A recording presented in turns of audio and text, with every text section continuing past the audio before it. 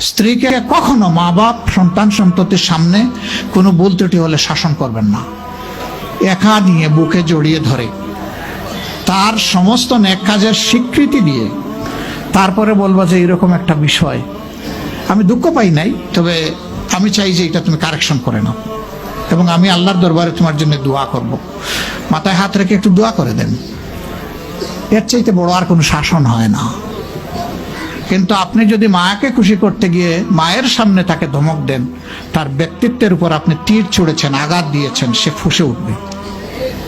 সে বলবে সব উজাড় করে তোমার এই সংসারে দিলাম, আজকে তুমিই না আমাকে এইভাবে বেইজ্জত করলে। সে মানুষ তো, তার মানবিক রিয়াকশন হবে।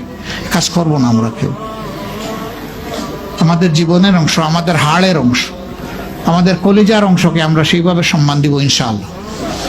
আমরা ভালোবাসবো সে আমার স্ত্রী, আমরা শ্রদ্ধা করবো সে আমার সন্তানের মা। স্ত্রী হিসাবে ভালোবাসা পাবে, মায়ের জাতি হিসাবে সে সম্মান পাবে। এই দুইটা ব্যালেন্স করে যদি আমরা চলি, গড় হবে জান্নাতের টুকরা ইনশাআল্লাহ।